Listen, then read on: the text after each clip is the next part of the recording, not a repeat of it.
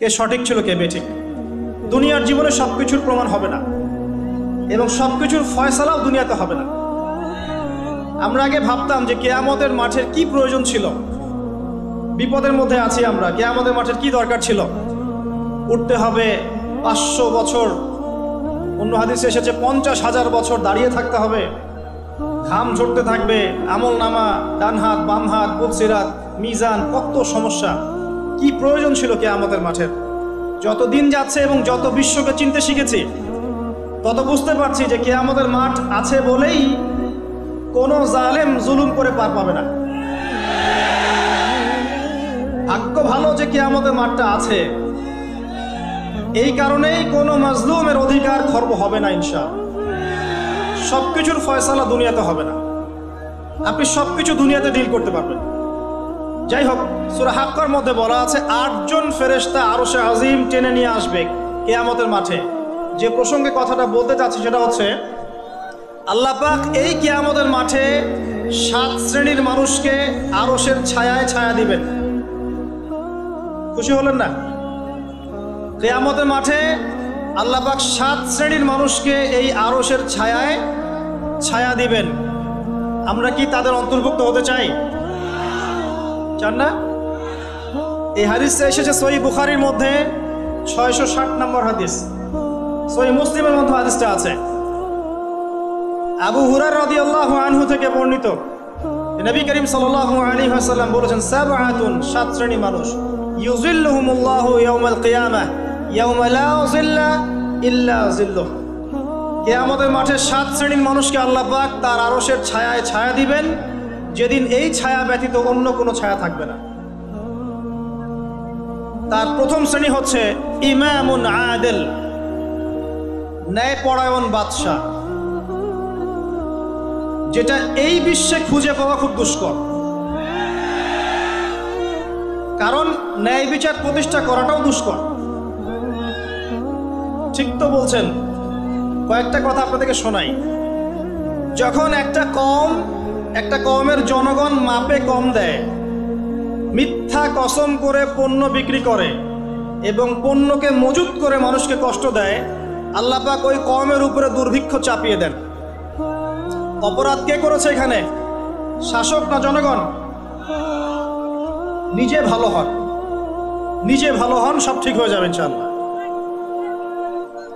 একটা হাদিসে এসেছে, যখন জনগণের মধ্যে অশ্লীলতা বেড়ে যায়, বেহায়াপনা বেড়ে যায়, বেপরদামি বেড়ে যায়, আল্লাহ রাব্বুল আলামিন তখন এমন কিছু রোগ ব্যাধি পাঠান যেগুলো আগে ছিল না। এই বেহায়াপনা কে করছে? আমি না আপনি? কেউ চাপিয়ে দিচ্ছে বেহায়াপনা? বেপরদা চলছে কারা? আমার মা বোনেরাই তো। আমরা কি আমাদের ঘরকে ঠিক করতে পেরেছি? আল্লামা তাকি উসমানী হাফিজাহুল্লাহ, তিনি একটা বই লিখেছেন, তাসকিয়া তাসাউফ। এই বইটার মধ্যে একটা আয়াত এনেছেন, সূরা মাইদার একটা আয়াত। এই একটা আয়াত দিয়ে পুরো বইটা শেষ করেছেন। ইয়া আইয়ুহাল্লাযীনা আমানু আলাইকুম আনফুসাকুম, হে মুমিনগণ, তোমরা নিজেদের নফসের খবর নাও, আগে নিজের নফসকে আগে ঠিক করো, নিজে পরিশুদ্ধ হও। লা ইয়াদুররুকুম মান দাল্লা ইন ইহতাদাইতুম, তোমরা যদি হেদায়েতের উপরে থাকো তাহলে যারা পথভ্রষ্ট হয়ে যাচ্ছে এরা তোমাদের কোনো ক্ষতি করতে পারবে না। নিজে ঠিক হতে হবে আগে, তারপরে মানুষের দিকে আঙ্গুল তুলতে হবে। আল্লাহ পাক আমাদের সবাইকে যার যার জায়গা থেকে সংশোধিত হওয়ার তৌফিক দান করুন। 1 নাম্বার হচ্ছে ন্যায়পরায়ণ শাসক, যার এই কথাটা মাথায় আসলেই আমার একজনের নাম মনে আসে। তার নাম হচ্ছে ওমর ইবনুল খাত্তাব রাদিয়াল্লাহু আনহু। তার নাম তো শুনেছেন। কত নাম্বার খলিফা ছিলেন? কত নাম্বার? 2 নাম্বার। কত বছর ইসলামিক শাসন চালিয়েছেন? কত বছর বলেন? 10 বছর। এই 10 বছরে মুসলিমরা অর্ধ বিশ্ব শাসন করেছিল। একদম আফ্রিকা থেকে শুরু করে চায়না পর্যন্ত পুরো অর্ধ বিশ্ব মুসলিমদের নখদর্পণে ছিল। ওমর রাদিয়াল্লাহু আনহু এই মাটির তখতে শুয়ে খেজুর গাছের নিচে ঘুমিয়ে অর্ধ বিশ্ব শাসন করেছে। ন্যায় বিচার কয়েকটা দেখাচ্ছি। ইমামুন আদিলের বৈশিষ্ট্য, তার ছেলে মদ পান করেছিল, শুনেছেন না? ওমর রাদিয়াল্লাহু আনহু ছেলে মদ পান করেছে, কাজী দোররা দিচ্ছে 40টা দোররা। কাজী একটু আস্তে আস্তে দৌড়া দিচ্ছিল। উমর রাদিয়াল্লাহু আনহু এটা দেখে নিজের হাতে সেই চাবুক তুলে নিয়ে নিজে মারা শুরু করলেন। 40টা দৌড়া পার হওয়ার আগেই ছেলে স্পট ডেড। এরপরে বাকি যে দৌড়াগুলো ছিল, এই দৌড়াগুলো তিনি ছেলের কবরের উপর মেরেছেন। ইমামুন আদিল। রাতের বেলা যাচ্ছেন, বাচ্চার কান্নার শব্দ। কি সমস্যা তোমাদের? বাচ্চা খেতে পারে না, বাসায় খাবার নাই। তার মনটা হতবিহ্বল হয়ে পড়লো, আমার রাষ্ট্রে খাবার নাই। তিনি চলে গেলেন মদিনায়, নিজের পিঠে আটার বস্তা ময়দার বস্তা নিয়ে ওই বুড়ি মায়ের বাসায় এসে রান্না করে খাইয়েছেন। ইমামুন আদিল, ন্যায় পরায়ণ শাসক। একজন বলেছিল আসলাম রাদিয়াল্লাহু আনহু যে আনা আহমিলু উযরাক, হে আমিরুল মুমিনিন, আমি আপনার বোঝাটাকে বহন করছি, আমাকে দিন, আমাকে দিন। তখন তিনি বলছেন হাল আনতা তাহমিলু উযরি ইয়াউমাল কিয়ামাহ, তুমি কি কিয়ামতের মাঠে আমার বোঝা বহন করবে? এ হচ্ছে ইমামুন আদিল। আবু বকর সিদ্দিক বিশাল দায়িত্ব পালন করার পরেও ফজরের নামাজের পর কোথায় জানি চলে যেতেন। উমর রাদিয়াল্লাহু আনহু ফলো করছেন, কোথায় যান প্রতিদিন ফজরের পরে। একদিন দেখলেন তিনি অনেক দূরে একটা পাহাড়ের গুহায় ঢুকে যাচ্ছেন। তিনি সেখানে ঢুকলেন, কিছুক্ষণ পর বের হলেন। উমর রাদিয়াল্লাহু আনহু তাকে এড়িয়ে সেই গুহায় ঢুকলেন। দেখলেন সেখানে একটা অন্ধ বুড়ি বাস করে। জিজ্ঞাসা করলেন, আপনি কি জানেন আপনার কাছে কে আসে প্রতিদিন? সেই বুড়ি বলেন, না, আমি তো জানি না আমার কাছে কে আসে প্রতিদিন সকালে, শুধু এতটুকু জানি সে এসে আমার ঘরের সব কাজকর্ম করে দিয়ে তারপর চলে যায়। আবু বকর সিদ্দিক রাদিয়াল্লাহু আনহুর কথা বলছে। বলতে গেলে শেষ করতে পারবো না, আমার টপিক অনেক লম্বা হয়ে যাবে। এতটুকু শুনেন, ন্যায় বিচার করার জন্য ইসলামী মানদণ্ড নয়। একজন মানুষ যদি অমুসলিমও হয় সে ন্যায় বিচার করতে পারে যদি মনুষ্যত্ব থাকে। একজন মানুষের যদি মনুষ্যত্ব থাকে সে মুসলিম না হয়েও ন্যায় বিচার প্রতিষ্ঠা করতে পারে। দলিল নেবেন, মক্কায় যখন সাহাবীদের উপর নির্যাতন করা হচ্ছে, প্রথম কোথায় সাহাবীরা হিজরত করেছিলেন বলেন তো দেখি? আবিসিনিয়ায়, রাইট, আবিসিনিয়ায়। আবিসিনিয়া হচ্ছে ইরিত্রিয়া, ইথিওপিয়া, এই জায়গা। এখানে একজন বাদশা ছিলেন, তার নাম কি? বাদশা বলতে পারবেন? বাদশা নাজাশি, রাইট, বাদশা নাজাশি। এই বাদশা ছিলেন একজন খ্রিস্টান, নাসারা, খ্রিস্টান। নবী সাল্লাল্লাহু আলাইহি ওয়াসাল্লাম সাহাবীদেরকে বলছেন, তোমরা বাদশা নাজাশির রাষ্ট্রে চলে যাও, তার রাজ্যে কেউ জুলুমের শিকার হয় না, সে কিন্তু মুসলিম না। আমি কি বুঝাতে পারছি ভাই? ন্যায় বিচার করার জন্য ইসলাম কবুল করতে হবে শর্ত নয়, আপনি অমুসলিম হয়েও ন্যায় বিচার করতে পারেন। আর ইসলাম তো ন্যায় বিচারের জাজল্যমান মানদণ্ড, এটা তো অন্য বিষয়। যাই হোক, আমি লম্বা করছি না। আরশের ছায়ায় ছায়া পাবে প্রথম শ্রেণীর মানুষ যারা ইনসাফ এবং ন্যায় বিচার প্রতিষ্ঠা করতে পেরেছে।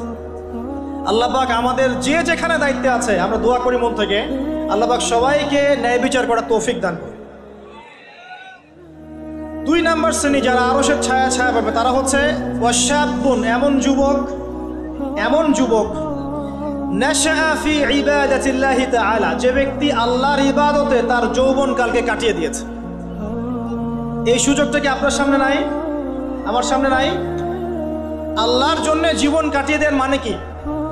আপনি কালিমা শিখবেন, তাওহীদ শিখবেন, শিরিক কাকে বলে শিখবেন, সুন্নত বেদাত শিখবেন, হালাল হারাম শিখবেন, ফরজ ওয়াজিব সুন্নত মুস্তাহাব শিখবেন, 5 ওয়াক্ত নামাজ পড়বেন, দ্বীনের জ্ঞান অন্বেষণ করবেন, কোরআন তেলাওয়াত করবেন নিয়মিত, আল্লাহর জিকির আজকার করবেন, হালাল একটা রিজিকের ব্যবস্থা করবেন, আদর্শ একটা পরিবার করবেন। এই তো, আল্লাহ কি আপনার কাছে বেশি কিছু চান? যুব সমাজকে আল্লাহ পাক বলেছেন যে তারা যদি তাদের যৌবনকালটাকে আল্লাহর পথে বিলিয়ে দিতে পারে, আল্লাহ পাক আরশের ছায়ায় ছায়া দিবেন ইনশাআল্লাহ।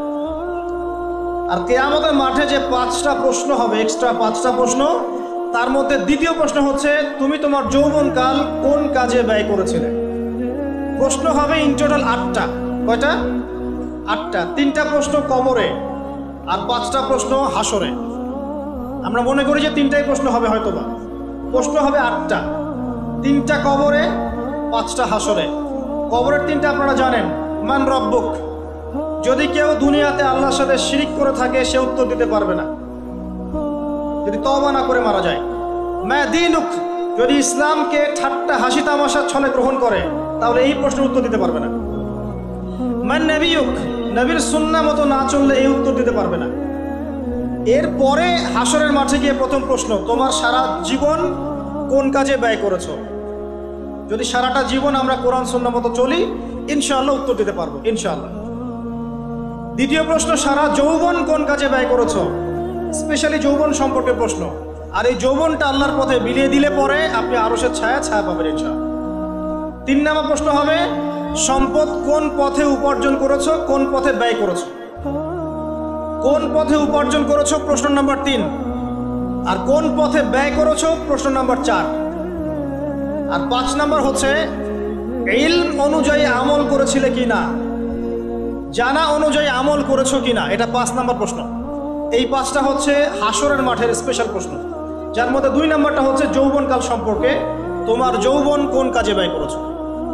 প্রিয় ভাইরা, যৌবনকালে প্রথম নসিহত করব, 5 ওয়াক্ত নামাজ পড়েন ভাই। আল্লাহর ওয়াস্তে 5 ওয়াক্ত নামাজ পড়েন, নামাজটাকে ছাড়েন না। আর যাই করেন নামাজটা ছাড়েন না। নামাজ আপনাকে অন্য সমস্ত পাপ থেকে দূরে রাখবে ইনশাআল্লাহ তাআলা। মহিলাদের নামাজ নাই, ছেলেদের সারা জীবন কিছু ছেলে নামাজ পড়ে না, ছেলেদের নামাজ নাই এমন কোন হিস্ট্রি পাওয়া যায় না কোরআন সুন্নাহয়। মহিলাদের কিছু কিছু দিন নামাজ নাই, এটা দলিল পাওয়া যায়। পুরুষ মানুষের নামাজ নাই এমন দলিল পাওয়া যায় না। কি করবেন? 5 ওয়াক্ত নামাজ জামাতে পড়ার চেষ্টা করবেন। যদি জামাত না পান কমপক্ষে বাসায় পড়বেন। যদি ঘুমিয়ে থাকেন, ঘুম থেকে উঠে দেখলেন নামাজের ওয়াক্ত চলে গেছে, কাজা করবেন। যদি মুসাফির হন তাহলে কসর করবেন। কোন সময় নামাজ বাদ? কোনো সময় নামাজ বাদ নাই। যুদ্ধ হচ্ছে মুসলিমদের সাথে অমুসলিমদের, কথার কথা। যুদ্ধ করছে যারা, আজানের ওয়াক্ত হয়ে নামাজের ওয়াক্ত হয়ে গেছে, এক শ্রেণী যুদ্ধ করবে, এক শ্রেণী নামাজ পড়বে। আবার যারা যুদ্ধ করা হয়ে গেছে এরা পিছনে চলে আসবে, আবার নামাজি ব্যক্তিরা সামনে চলে যাবে, নামাজ পড়বে। মাফ নাই কোনো। আপনাকে ধাওয়া করেছে কেউ, শত্রুপক্ষ, ইশারায় তখন নামাজ পড়তে হবে। জীবনে নামাজ পড়েন নাই অনেক দিন, আপনি হিসাব করেছেন এত ওয়াক্ত নামাজ আমি পড়ি নাই, পড়তে হবে, তওবা করতে হবে। আল্লাহ পাক তওবা কবুল করলে মাফ করে দিতে পারেন, কিন্তু সবচেয়ে ভালো হবে আপনার নামাজটা হিসেব করে পড়ে ফেলা। এটাই সবচেয়ে ভালো মত আমার কাছে মনে হয়। নামাজের কোনো মাফ নাই।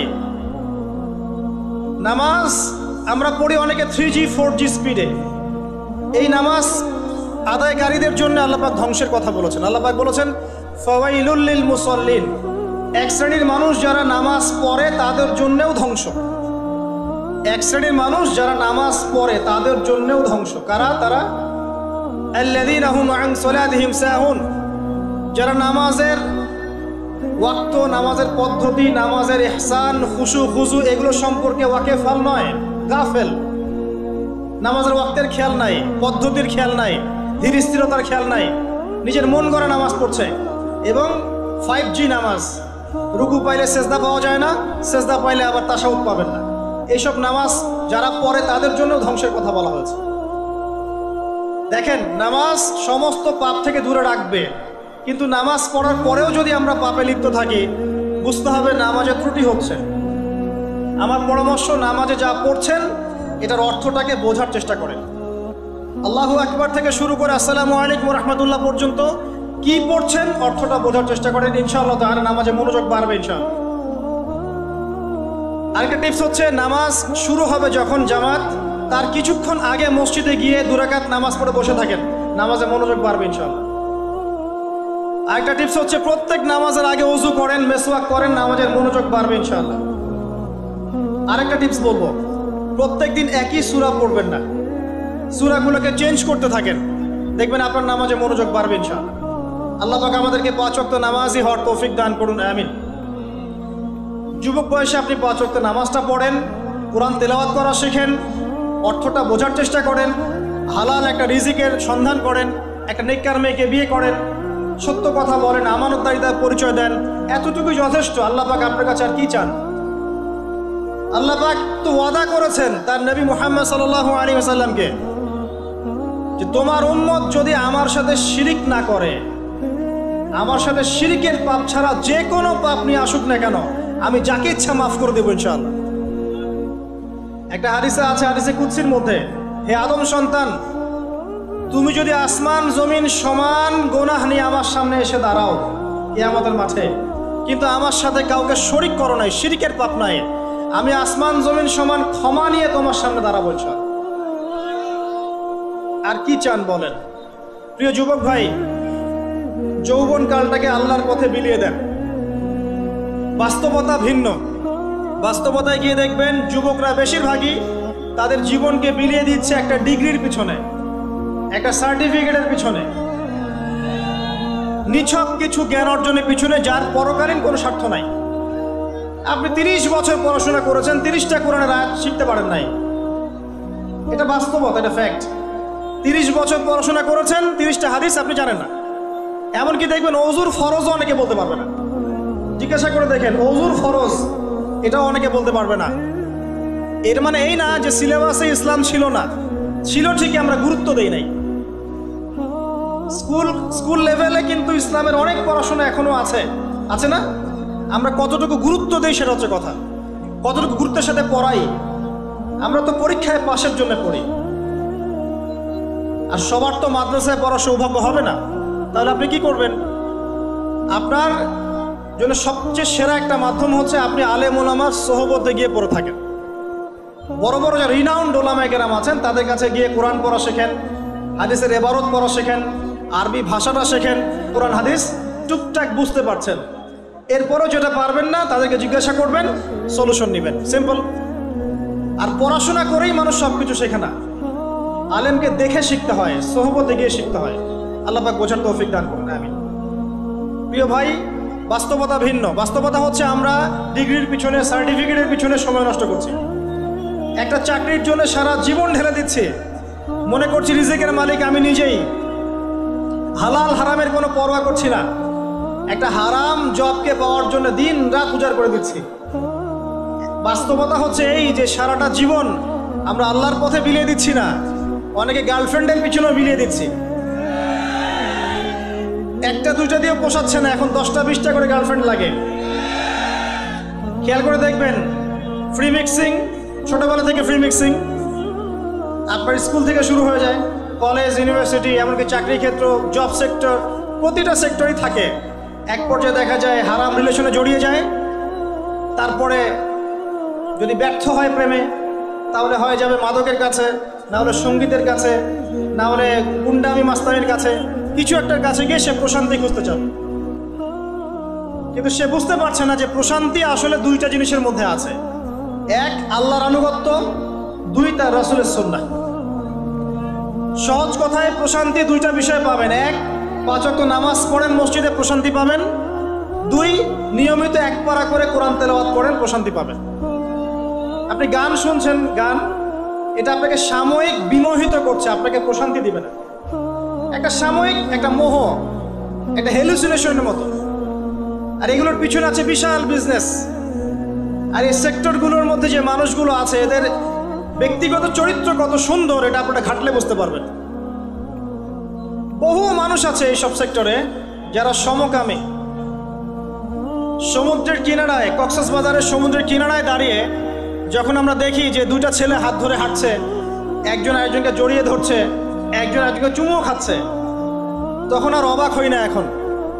কারণ সমকামিতা এত বেড়ে গেছে দিন দিন, এগুলো এখন ইউজ টু হয়ে যাচ্ছে আমরা এগুলোর সাথে। আপনি কোথায় আছেন আপনি জানেন না।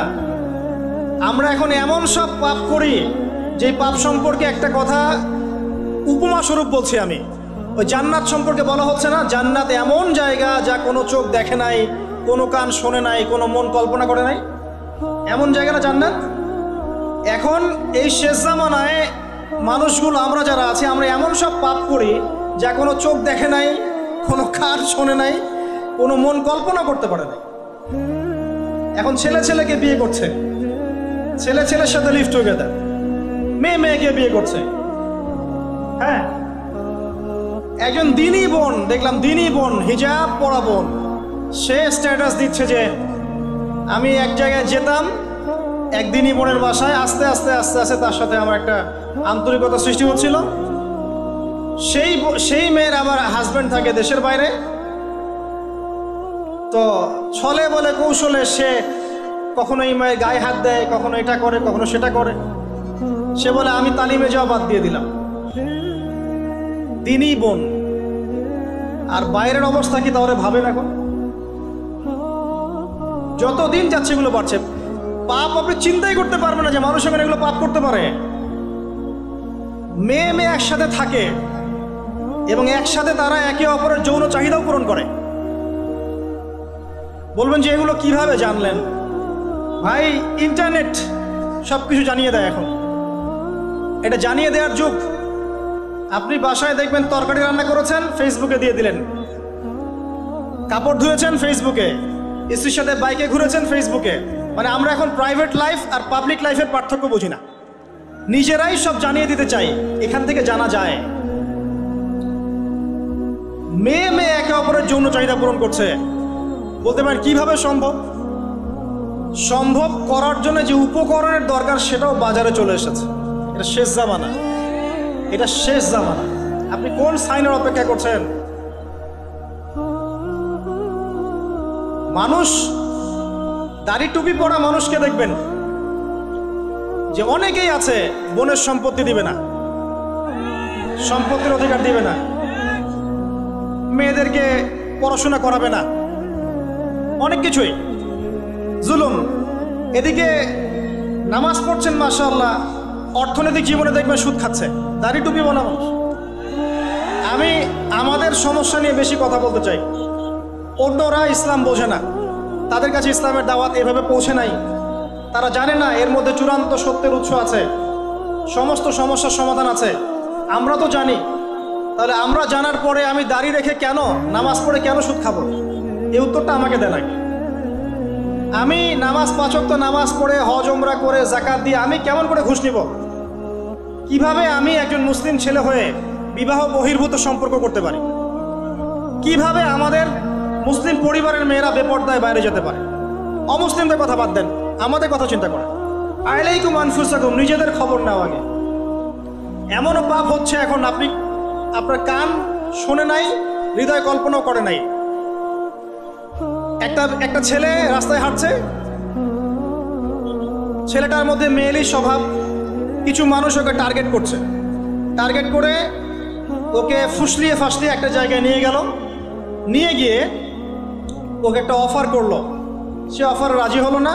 তারপর তাকে মনে করেন ওই যে অজ্ঞান পার্টি আছে না, এরকম অজ্ঞান করে ফেলে একটা গোপন জায়গায় নিয়ে গিয়ে তার যে পুরুষাঙ্গটা আছে এটাকে কেটে ফেলে দিয়েছে। কেটে ফেলে দিয়ে তাকে হিজরাতে দলভুক্ত করেছে এবং সে এখন রাস্তাঘাটে টাকা তুলে বেড়ায়, একটা অংশ ওদের মনিবকে দেয়। এটাই ওর জব। এখানে প্রশাসনের অনেক ভাই আছে, আমি জানি, তারা জানে বাস্তবতা কি জিনিস।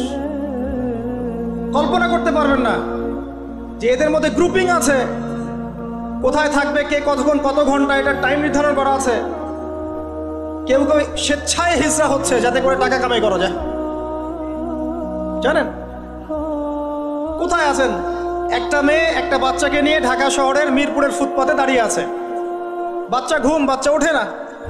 দীর্ঘ সময় অবজার্ভ করছে যে বাচ্চা এতক্ষণ ঘুমের কারণ কি। দেখে জিজ্ঞাসা করা হলো বাচ্চা কার? যে বাচ্চাকে দেখি আপনি টাকা তুলছেন। বললো আমার বাচ্চা। কিছুক্ষণ পরে একজন তাকে এসে সেভ করে নিয়ে চলে গেল, যেহেতু গন্ডগোল হচ্ছিল। পরে সেই এলাকার স্থানীয় এক ভাই, সেখানকার পলিটিক্যাল একজন ভাই, সে আমাকে বোঝাচ্ছে যে আসলে ভাই বিষয়টা অন্যরকম। কি বিষয়? বিষয়টা হচ্ছে যে এক শ্রেণীর মেয়ে আছে এই শহরে যারা বাচ্চা ভাড়া দেয়, আর এক শ্রেণীর মেয়ে আছে যারা বাচ্চা ভাড়া নেয়। যারা বাচ্চা ভাড়া দেয় তারা এই ভাড়ার বিনিময়ে টাকা পায়, আর যারা ভাড়া নেয় তারা বাচ্চাকে রাস্তায় শুইয়ে দেখায় যে বাচ্চা অসুস্থ, টাকা দেন, সাহায্য করেন। তো বললাম যে বাচ্চা এতক্ষণ ঘুমায় থাকে কিভাবে? ভাই বাচ্চা ঘুমায় থাকে না, ঘুমের ওষুধ খাওয়ায় রাখে। ওই বাচ্চা কি অপরাধ? হৃদয় কল্পনা করবেন এমন পাপ মানুষ করছে এখন। আপনার কল্পনার বাইরে মানুষের পাপ এখন। প্রিয় যুবক ভাইরা, এগুলো বলতে গেলে অনেক সময় লাগবে। আখিরুজ্জামানের ম্যাক্সিমাম সাইন এখন স্পষ্ট হচ্ছে। মানুষ আল্লাহর হালালকে হারাম করছে, হারামকে হালাল করছে। সত্যবাদী মিথ্যাবাদী হয়ে যাচ্ছে, মিথ্যাবাদী সত্যবাদী হয়ে যাচ্ছে। মানুষ উঁচু উঁচু বিল্ডিং নির্মাণের প্রতিযোগিতায় ব্যস্ত, মত্ত, দুনিয়ার নেশায় মত্ত। দিনকে মানুষ দুনিয়া উপার্জনের মাধ্যম বানিয়ে খাচ্ছে। মানুষ মাদককে হালাল মনে করছে, জেনাকে হালাল মনে করছে। সময়গুলো সংক্ষিপ্ত হচ্ছে, আল্লাহর আযাব গজবগুলো বাড়ছে। বিশ্বাস করেন, মন থেকে একটা কথা বলছি, আল্লাহর গজব আসা শুধু সময়ের ব্যাপার মাত্র, জাস্ট সময়ের ব্যাপার। আমরা যা করছি, আমরা ব্যক্তি পর্যায় থেকে শুরু করে বিশ্ব পর্যন্ত যা করছি, আল্লাহর গজব আসা শুধু একটা সময়ের ব্যাপার মাত্র। দেখে নিয়েন, আল্লাহ পাক আমাদেরকে বাঁচাক, হেফাজত করুক, দোয়া করি আল্লাহুম্মা আমিন। আল্লাহর কাছে দোয়া করি, আল্লাহ যে মানুষগুলো এই পৃথিবীতে আছে তোমাকে ডাকছে, নীরবে নিভৃতে তোমাকে ডেকে চোখের পানি ফেলছে, যাদেরকে তুমি এই পৃথিবীতে তোমার অর্পিত দায়িত্ব দিয়েছো, যারা যথাযোগ্যভাবে পালন করছে, এদের ওসিলায় হলেও আমাদেরকে হেফাজত করো, আমিন। যুব সমাজ আল্লাহর পথে জীবন উৎসর্গ করছে না। আমরা এখন ব্যস্ত আছি দুনিয়ার পিছনে, স্ট্যাটাস, বাড়ি গাড়ি, সম্পত্তি, মেয়ে নারী, নেশা, মদ, এগুলো। প্রিয় ভাই, এই যৌবনকালে যে আপনি মারা যাবেন না কোনো গ্যারান্টি নাই। আমাদের বয়সী বহু ছেলে কবরে চলে গেছে। আজকের লেকচার শোনার পর অ্যাটলিস্ট তওবা করে ফিরে আসেন, আপনার গার্লফ্রেন্ডের সাথে সম্পর্ক ত্যাগ করেন। সম্পর্ক ছাড়ার সময় ফোন দিয়ে বলেন না যে আর কথা বলবো না তোমার সাথে, আজকেই শেষ, এখনই কেটে ফেলেন। যদি আজকে বলতে চান যে আর কথা হবে না, লেকচার শুনে আসি, তওবা করব, তোমার সাথে আমার কোনো সম্পর্ক নাই, তাহলে এই সম্পর্ক আর শেষ হবে না, চলতেই থাকবে। একদম ডিলিট করে ফেলেন। পড়াশোনা করেন, 5 ওয়াক্ত নামাজ পড়েন, আল্লাহ রাস্তায় সময় দেন, হালাল একটা রিজিকের সোর্স খোঁজার চেষ্টা করেন। রিজিকের সোর্স হয়ে গেলেই আপনি বিয়ে করে ফেলেন, বিয়ে করে ফেলেন। প্রাপ্তবয়স্ক হয়েছেন, বিয়ে করে ফেলেন। আর পিতা মাতাদের প্রতি রিকোয়েস্ট থাকবে, বিয়েটাকে সহজ করে দেন। আপনার সন্তানদেরকে জেনা থেকে বাঁচান, চোখের পাপ থেকে বাঁচান, মনের পাপ থেকে বাঁচান। আমার ফোনটা যদি আমি খুলি, আপনাকে দেখাই, এখানে 3,000 4,000 করে মেসেজ আসে। আমি সব তো দেখার সময় পাই না, যে কয়টা স্ক্রল করার সময় পাই। ম্যাক্সিমাম সমস্যা, ভাই হস্তমৈথুনে অভ্যস্ত হয়ে পড়েছি, ছাড়তে পারি না, কি করব? ভাই বিয়ে করতে চাই, সামর্থ্য নেই, কি করব? ভাই আমার স্বামীর সাথে মনিমনা হয় না, কি করব? প্রবলেমস আর প্রবলেমস। বেশিরভাগ প্রবলেমস নৈতিকতার সম্পৃক্ত, নৈতিকতার সাথে সম্পৃক্ত। যখন আপনি দিনের কাজে ব্যস্ত থাকবেন, দুনিয়ার বিষয়গুলো আপনার কাছে তুচ্ছ মনে হবে, তখন দেখবেন এইসব সমস্যা আপনার সাথে নাই। আপনি দিব্যি নামাজ পড়ছেন, রোজা রাখছেন, কোরআন তেলাওয়াত করছেন, দাওয়াতি কাজ করছেন, আপনি ভালো থাকবেন। একটা রিজিকের সোর্স বের করার চেষ্টা করেন, একটা নেককার মেয়েকে বিয়ে করে ফেলেন। এই জায়গায় অস্থির হয়ে সিদ্ধান্ত নেবেন না। একদিন বলেছি এক লেকচারে, আবার বলছি, বোরখাওয়ালা মেয়ে দেখলেই পাগল হয়ে যায় না। ঠিক তো বলছেন, সব বোরখার পিছনে প্রকৃত দিনদারিতা কিন্তু থাকে না। প্রথম কথা হচ্ছে আপনাকে আল্লাহর কাছে চাইতে হবে, এই দোয়াটা করতে হবে, রব্বানা হাবলানা মিন আজওয়াজিনা ওয়া যুররিয়াতিনা কুররাতা আয়ুন ওয়াজআলনা লিল মুত্তাকিনা ইমামা। এই দোয়াটা করতে থাকতে হবে। আল্লাহ পাক দেখবেন ইনশাআল্লাহ একজন নেককার স্ত্রী আপনাকে দান করেছেন ইনশাআল্লাহ। আরেকটা টিপস, নিজে নিজের চরিত্রকে ভালো রাখেন, আল্লাহ পাক আপনাকে উত্তম চরিত্রের মেয়ে দিবেন ইনশাআল্লাহ। নিজের চরিত্রকে ভালো রাখবেন না, আশা করতে যায়েন না যে একজন কুমারী পুণ্যবতী স্ত্রী আপনার ঘরে চলে আসবে, এটা আশা করতে যায়েন না। আল্লাহ পাক কিন্তু ন্যায় বিচার করেন। প্রিয় ভাইয়েরা, আমরা আরশের ছায়া পেতে চাই না? যুবক ভাইদের প্রতি অনুরোধ থাকবে, সমস্ত পাপগুলোকে ছেড়ে দেন, মাদক ছেড়ে দেন। মাদক আপনাকে কোনো সুখ দিবে না। এই ফ্রেন্ড সার্কেলকে দেখানোর জন্য স্মার্টনেস মনে করে সিগারেট টানতে যায় না, ওখান থেকে আপনি ইয়াবাতে চলে যাবেন। ওটা প্রথম ধাপ। এখন যে প্রশাসন কিছু মাদক ধরছে, LSD না সামথিং লাইক এরকম নাম, যেগুলো ইয়াবার চেয়ে বেশি ভয়ঙ্কর, সেগুলো আমাদের দেশে ঢুকে গেছে। যতক্ষণ পর্যন্ত আমরা আমাদের যুবকদের নৈতিক চরিত্র ঠিক করতে পারবো না, আইন দিয়ে সব সমস্যার সমাধান করা যাবে না। এটা কখনো হয় না। মানুষকে পিটিয়ে, জেল দিয়ে, শুলি দিয়ে, ফাঁসি দিয়ে সবসময় সমস্যার সমাধান হয় না। ভিতরের নৈতিকতার পরিবর্তন দরকার আছে। একটা জাতিকে যদি আমরা একটা ইতিহাস শেখাতে চাই, সবসময় সেই ইতিহাসের চর্চা করতে হয় না? চর্চা করতে করতে করতে করতে ওটা মাথায় ইনস্টল হয়ে যায়। ঠিক একইভাবে যদি আমি চাই যে এরা নৈতিকভাবে সৎ হোক, তাহলে নৈতিকতার চর্চা বাড়াতে হবে। আস্তে আস্তে দেখবেন ইনশাআল্লাহ তারা তাদের মনের মধ্যে আল্লাহর ভয় ঢুকে যাবে। আল্লাহর ভয় একবার ঢুকে গেলে তাকে জেনার অফার করা হলেও সে বলবে আমি আল্লাহকে ভয় করি। তার সামনে মদের পেয়ালা দিলেও বলবে আমি আল্লাহকে ভয় করি। ইনশাআল্লাহ তাআলা আমরা আশাবাদী আগামী দিনের উম্মার পতাকা এবং দেশের ধারক বাহক হবে এই যুব সমাজ। আল্লাহ পাক আমাদের যুবক ভাইদেরকে নৈতিকভাবে উন্নত করুন, জ্ঞানী গুণী বিজ্ঞ হিসেবে কবুল করুন এবং জানা অনুযায়ী আমল করার তৌফিক দান করুন।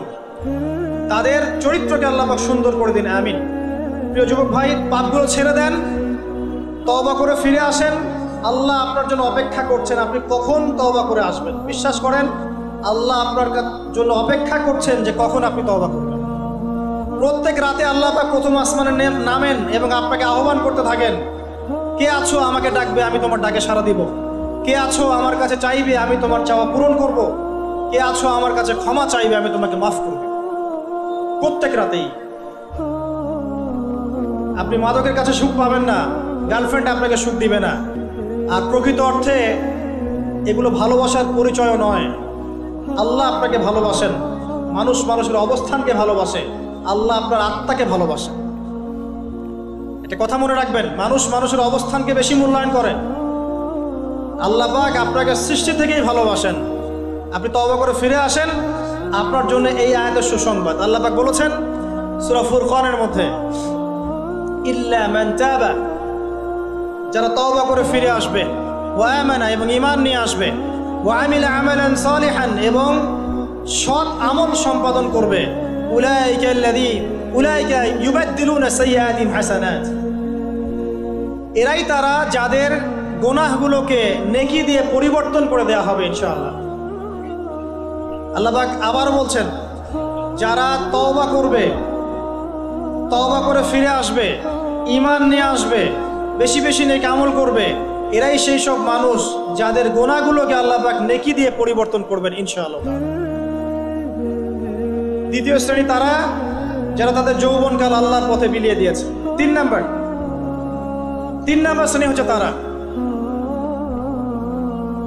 রাজুলুন, এমন ব্যক্তি, কলবুহু মুআল্লাকুন বিল মসজিদ, যার হৃদয়টা মসজিদের সাথে ঝুলন্ত থাকে। একজন মানুষের মন মসজিদের সাথে ঝুলন্ত কিভাবে থাকতে পারে? মানে প্রত্যেক ওয়াক্ত নামাজের পর পরের ওয়াক্ত নামাজ পড়ার জন্য সে আগ্রহী থাকে। এটাকে বলা হয় মসজিদের সাথে হৃদয় ঝুলন্ত থাকা। এই শ্রেণীর মানুষকে আল্লাহ পাক আরশের ছায়া দিবেন ইনশাআল্লাহ তাআলা। এটা কি আমরা করতে পারি না ভাই? আল্লাহ পাক আমাদেরকে তৌফিক দান করুন, আমিন। 4 নম্বর শ্রেণী, রাজুলান, এমন দুইজন ব্যক্তি, হোক নারী বা পুরুষ, তাহাব্বা ফিল্লাহ, যারা একে অপরকে আল্লাহর জন্য ভালোবাসে। একে অপরকে আল্লাহর জন্য ভালোবাসে, দুনিয়ার স্বার্থে নয়, আল্লাহর জন্য, দ্বীনের স্বার্থে ভালোবাসে। ইজতামা আলাইহি ওয়া তাফাররাকা আলাইহি, একত্রিত হয় তারা আল্লাহর জন্য, বিচ্ছিন্ন হয় আল্লাহর জন্য। অতএব যাকে ভালোবাসতে চান আল্লাহর জন্য ভালোবাসেন। আপনার স্ত্রী, আপনার সন্তান, আপনার বাবা, আপনার মা, যাকে ভালোবাসেন, মহব্বত করেন, আল্লাহর জন্য করেন। লা নুরিদু মিনকুম জাযাআন ওয়ালা শুকুরা, আমরা তোমাদের কাছে কোনো জাযাও চাই না, কোনো প্রতিদানও চাই না, শুধু আল্লাহর চেহারা চাই, আল্লাহর সন্তুষ্টি চাই। আল্লাহ পাক আমাদেরকে আল্লাহর জন্য ভালোবাসার তৌফিক দান করুন। যখন আপনি মানুষের কাছে কিছু আশা করবেন, তখন আপনি পদে পদে কষ্ট পাবেন। আশাবাদ দিয়ে আল্লাহর জন্য ভালোবাসেন, ইনশাআল্লাহ তাআলা দেখবেন আল্লাহ পাক আপনাকে কবুল করেছেন, আমিন। এরপরে রাজুলুন, এমন ব্যক্তি, ভালো করে শোনেন, রাজুলুন, এমন ব্যক্তি, দাআতহু ইমরাতুন যাত মানসাবিন ওয়া জামাল, এমন একজন ব্যক্তি যাকে সুন্দরী উচ্চ বংশের কোনো মেয়ে জেনার জন্য আহ্বান করেছে। এমন একজন ব্যক্তি যাকে সুন্দরী উচ্চ বংশের কোনো মেয়ে জেনার জন্য আহ্বান করেছে, বা আপনাদের ভাষায় যে আমার সাথে অ্যাফেয়ার করবি, আমার সাথে চা খাবি, আমার সাথে কফি খাবি, আমার সাথে ঘুরতে যাবি, এই টাইপের অফার করেছে আর কি, আমার সাথে আজকে থাক, এই টাইপের। সেই ব্যক্তি বলছে ইন্নী আখাফুল্লাহ, আমি আল্লাহকে ভয় করি। এই ব্যক্তিকে আল্লাহ পাক আরশের ছায়া দিবেন ইনশাআল্লাহ। পারা যাবে এটা ইনশাআল্লাহ? এই কথাটা একজন নবী বলেছিলেন, তার নাম কি? ইউসুফ আলাইহিস সালাম। এই সূরার মধ্যে সবচেয়ে বড় যে মিস্টেকটা আমরা করি সেটা হচ্ছে আমরা ইউসুফ আলাইহিস সালামের চেহারা সৌন্দর্য নিয়ে কথা বলি, তাই না?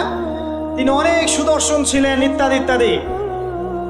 তার চেহারার সৌন্দর্য চাইতে তার আখলাক অনেক বেশি সুন্দর ছিল, এটা আমরা ভুলে যাই।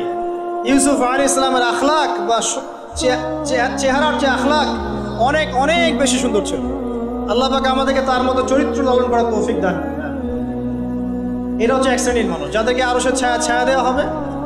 আর এক শ্রেণী হচ্ছে রাজুলুন যাকারাল্লাহ খালিয়ান, এমন একজন ব্যক্তি যে আল্লাহকে নীরবে নিভৃতে স্মরণ করে, গোপনে আল্লাহকে স্মরণ করে, কেউ দেখছে না, সে গোপনে আল্লাহকে স্মরণ করে। ফাদাত আইনাহু, তার চোখ দিয়ে ঝরঝর করে পানি পড়তে থাকে। প্রিয় ভাইরা, মনে করতে পারেন লাস্ট কবে আমরা আল্লাহকে স্মরণ করে কেঁদেছি? মনে পড়ে? রমজান মাসে কারা কারা আল্লাহকে স্মরণ করে কেঁদেছেন? হাত তোলেন দেখি। মাশাআল্লাহ, আলহামদুলিল্লাহ। আল্লাহকে স্মরণ করে যারা কাঁদতে পেরেছে তাদের জন্য সুসংবাদ, ওই চোখ জাহান্নামের আগুন দেখবে না যেই চোখ দিয়ে আল্লাহর ভয়ে, আল্লাহর স্মরণে অশ্রু প্রবাহিত হয়েছে। খুশি হননি? সেই চোখ জাহান্নামের আগুন দেখবে না যেই চোখ আল্লাহর ভয়ে কেঁদেছে। আল্লাহ পাক আমাদেরকে তার ভয়ে কাঁদার তৌফিক দান করুন, আমিন। আর সর্বশেষ একজন ব্যক্তি রাজুলুন তাসাদ্দাকা বিসাদাকাতিন, এমন ভাবে দান সাদাকা করে, ফাখফাহা, এটাকে গোপন করে রাখে, হাত্তা লা তা'লামা শিমালুহু মা তুনফিকু ইয়ামিনুহু, তার বাম হাত জানে না ডান হাত কি দান করেছে। এত গোপনে যে ব্যক্তি দান করে, এই ব্যক্তিকে আল্লাহ পাক আরশের ছায়া ছায়া দিবেন ইনশাআল্লাহ। তাহলে এই 7 শ্রেণীর মানুষ যারা মহান আরশের ছায়ায় ছায়া পাবে, অর্থাৎ বিনা হিসেবে জান্নাতে যাবে, যাদেরকে কিয়ামতের মাঠের কোনো কষ্ট স্পর্শ করবে না, আমরা কি এই 7 শ্রেণীর অন্তর্ভুক্ত হতে পারি? আল্লাহ পাক আমাদের সবাইকে তৌফিক দান করুন, আমিন। 1 নাম্বার কি ছিল? ইমামুন আদিল, ন্যায়পরায়ণ শাসক। 2 নাম্বার, এমন যুবক যে তার যৌবনকাল আল্লাহর পথে ব্যয় করেছে। 3 বলেন, 3 নাম্বার কি? এমন ব্যক্তি যার হৃদয় মসজিদের সাথে ঝুলন্ত থাকে। 4 কি? এমন দুজন ব্যক্তি যারা পরস্পরকে আল্লাহর জন্যে ভালোবাসে। 5 এমন ব্যক্তি যে আল্লাহকে স্মরণ করে নীরবে নিভৃতে, চোখ দিয়ে অশ্রু প্রবাহিত হয়। 6 এমন ব্যক্তি যাকে কোনো নারী, সুন্দরী নারী আহ্বান করে জেনার জন্যে, সে বলে আমি আল্লাহকে ভয় করি। আর 7 এমন ব্যক্তি যে এত গোপনে দান সৎকা করে যে তার বাম হাত জানে না ডান হাত কি দান করেছে। আল্লাহ পাক আমাদের সবাইকে এই 7 শ্রেণীর অন্তর্ভুক্ত হওয়ার তৌফিক ইনায়াত করুন, আমিন। আর একটা ছোট্ট জিনিস শেয়ার করে আমি আলোচনা শেষ করবো ইনশাআল্লাহ। অনেক লম্বা আলোচনা করে আসলে লাভ নাই, মূল কথা অল্প। ইমাম শাফিঈ রাহিমাহুল্লাহর নাম শুনেছেন? ইমাম শাফিঈ রাহিমাহুল্লাহ বলতেন, লাউ আনজালাল্লাহু হাযিহি সূরা লাওয়াসিআতহু, আল্লাহ পাক যদি পুরো কোরআন নাজিল না করে শুধুমাত্র এই সূরাটুকু নাজিল করতেন যথেষ্ট ছিল। তিনি আরো বলতেন যে একজন মুসলিমের উপরে কোরআন শিক্ষা করা যেমন ফরজ, ঠিক তেমনি আরবি ভাষাটা শেখাও ফরজ। তিনি এই কথা বলেছেন, আমি বলি নাই, কিন্তু আমি তার এই মতের সাথে একমত। কোন সূরা? সূরাতুল আসর। আল্লাহ পাক বলছেন, ওয়াল আসরি, সময়ের কসম, আপনার হেদায়েতের জন্য যথেষ্ট। সময়ের কসম, মহাকালের কসম, ইন্নাল ইনসানা লাফি খুসর, এই পুরো মানব জাতি ধ্বংসের মধ্যে আছে, ক্ষতির মধ্যে আছে।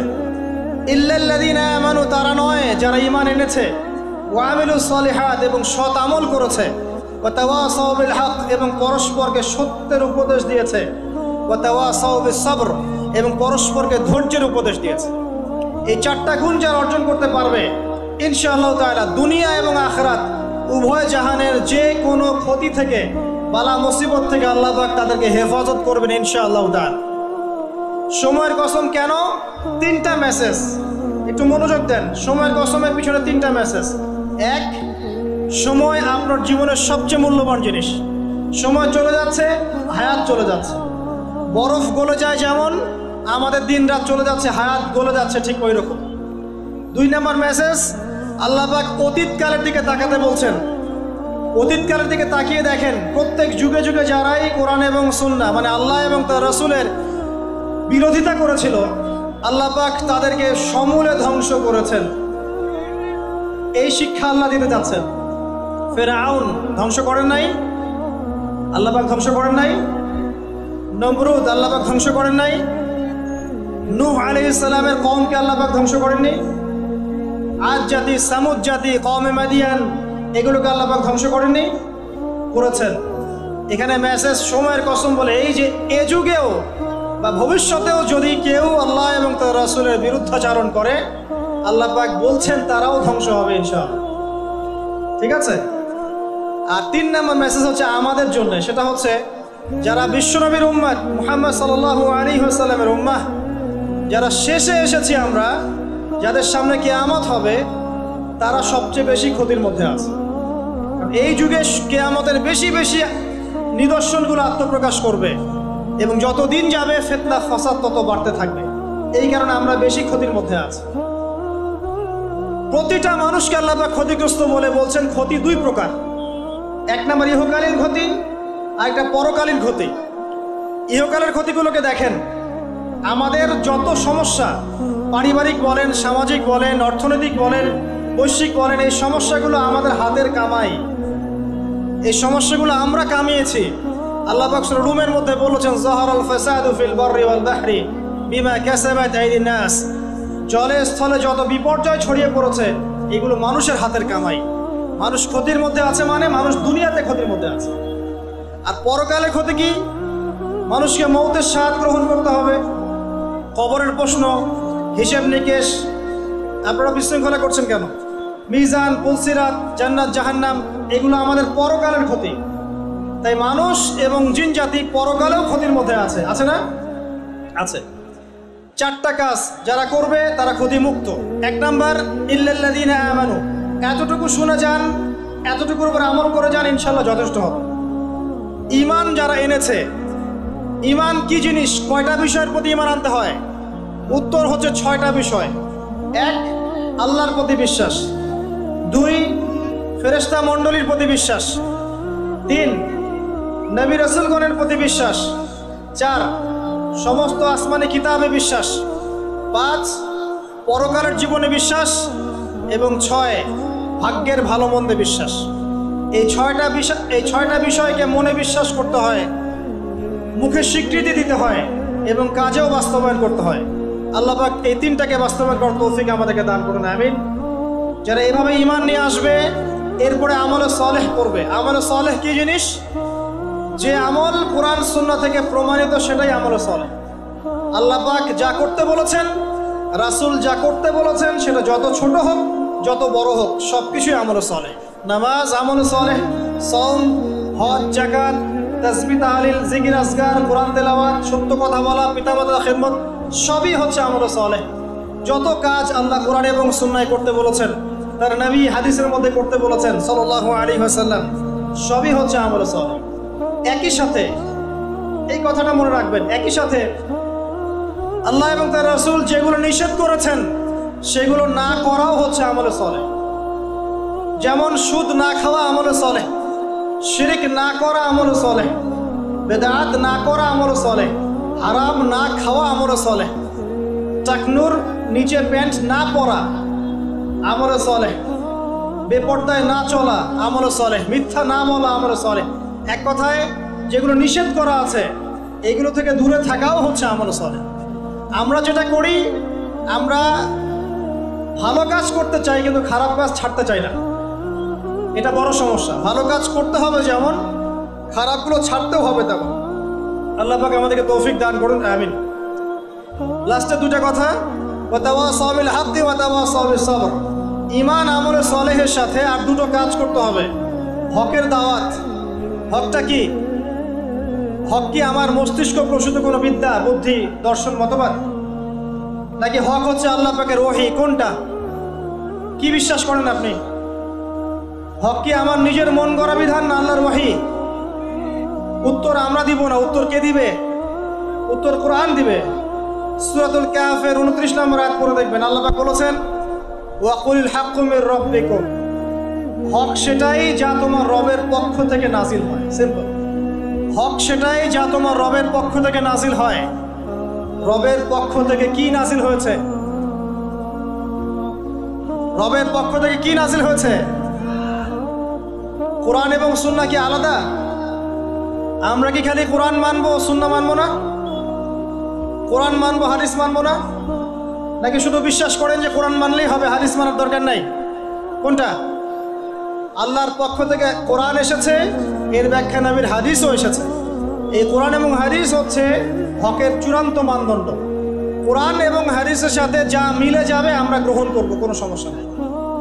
কিন্তু কোরআন এবং সুন্নাহর সাথে যা মিলবে না সেটা আপনি ছেড়ে দিবেন, এটাই আপনার উপর ফরজ। যেটাই কোরআন সুন্নাহর সাথে মিলবে না আপনি ছেড়ে দিবেন, যা মিলবে আপনি নিয়ে নেবেন, কোনো সমস্যা নেই ইনশাআল্লাহ। এই হকের যারা প্রচার করে প্রসার করে তারা ক্ষতি থেকে মুক্ত আছে। এই হকটাকে প্রতিষ্ঠা করবেন নিজের উপরে, তারপর আপনার পরিবারে, আপনার সমাজে। আপনাকে যদি আল্লাহ পাক ক্ষমতা দেন তখন আপনি আরো বড় পরিসরে করবেন ইনশাআল্লাহ তাআলা। আর এ বিষয়ে কোনো সন্দেহ নাই, এ বিষয়ে বিন্দু মাত্র কোনো সন্দেহ নাই যে অদূর ভবিষ্যতে পুরো বিশ্বে শুধুমাত্র কোরআন এবং সুন্নাহই থাকবে, আর কিছু থাকবে না। জাররা জাররা পরিমাণও সন্দেহ নাই এই বিষয়ে, এক জাররা পরিমাণও না। আর এক জাররা পরিমাণও সন্দেহ নাই যে এটাকে ডিফেন্ড করার জন্যে, ঠেকানোর জন্য ইসলামের বিরোধী শক্তি যারা আছে এরা ওদের সর্বোচ্চ শক্তি ঢেলে দিবে, এটাও সে ঢেলে দিবে। ভিতর থেকে, বাহির থেকে, ডান থেকে, বাম থেকে, উপর থেকে, নিচ থেকে, সব দিক থেকে ঢালবে। কিন্তু জাররা পরিমাণ সন্দেহ নাই যে অদূর ভবিষ্যতে পুরো বিশ্বে শুধুমাত্র কোরআন এবং সুন্নাহই থাকবে, আর কিছু থাকবে না। এটা বিশ্বাস করছেন না? অপেক্ষা করতে থাকেন, দেখেন আল্লাহ পাক কি করেন।